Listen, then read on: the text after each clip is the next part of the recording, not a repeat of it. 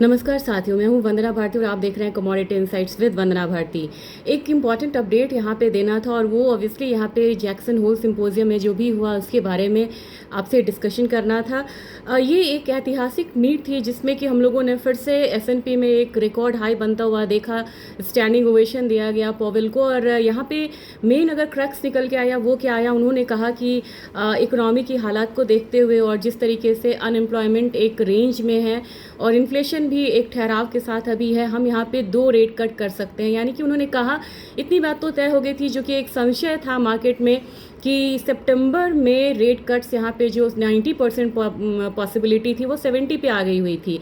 तो वो rate cut होगा या नहीं, उसकी तो एक पॉसिबिलिटी बनी कि रेट कट होगा, लेकिन ये था कि 2 रेट कट यहाँ पे हो सकते हैं। तो यहाँ पे बार्कलेज और भी बैंक्स ने कहा कि अब 2 रेट कट्स जो हैं वो यहाँ पे हो सकते हैं।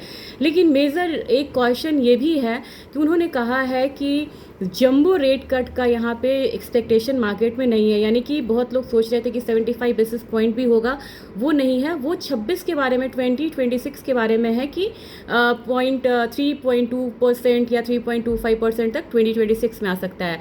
गोल्ड और सिल्वर पे इसका बहुत ज़्यादा प्रभाव पड़ा और हम लोगों ने बात की थी यहाँ पे, मैंने कई बार ये भी कहा था कि गोल्ड से ज़्यादा सिल्वर में मूव लग रही है। ये रिफ्लेक्शन कल के दिन देखने को मिला। कल गोल्ड ने 1% का अपसाइड मूव दिखाया, तो यहाँ पे 2.5 मतलब परसेंट का मूव जो था वो हम लोगों ने सिल्वर में आता हुआ देखा। तो अब जब मंडे जब मार्केट ओपन होगी तो ऑलरेडी यहाँ पे मैं कह रही थी कि 3300 से 3400 के बीच में गोल्ड जो है वो ट्रेड कर रहा है। वो दायरा इसने तोड़ा फ्यूचर्स ने। अब मुझे 3450 का जो एक अपसाइड है वो आता हुआ दिख रहा है, 3450, यानी कि गोल्ड फ्यूचर्स इंटरनेशनल मार्केट में। अगर स्पॉट मार्केट की बात करूँ तो मुझे लग रहा है कि $3400 तक प्राइसेस जो है गोल्ड का आ सकता है। हमारे बाजार में जो 1,03,184 के करीब बंद हुआ है, 1,03,184 के करीब।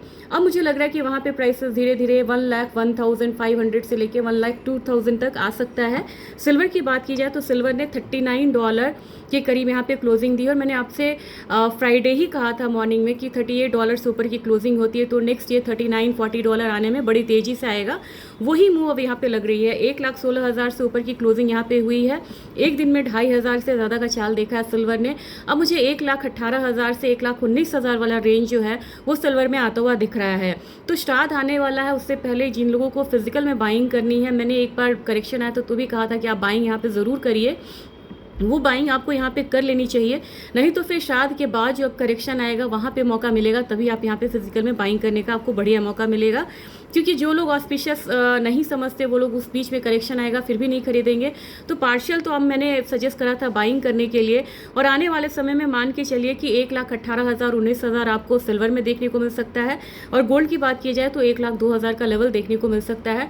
मंडे एक छोटा करेक्शन आएगा, लेकिन करेक्शन पे फिर से बाइंग की ही यहाँ पे सलाह रहेगी, मतलब पॉसिबिलिटी है। क्योंकि डॉलर इंडेक्स अब यहाँ पे 98 से नीचे आ चुका है और ट्रेजरी में भी यहाँ पे डाउन साइड है। तो डॉलर इंडेक्स ट्रेजरी का नीचे आना एक मतलब पॉजिटिव संकेत है गोल्ड के लिए कि गोल्ड अपनी रैली फिर से यहाँ पे कर सकता है। तो ध्यान देंगे अगले हफ्ते कि क्या क्या यहाँ पे इकोनॉमिक रिलीजेज है, GDP डेटा वगैरह है US का, उस पर ध्यान देते हुए फिर ट्रेडिंग की स्ट्रैटेजीज या ट्रेडिंग लेवल्स यहाँ मैं शेयर करती हूँ। Thank you.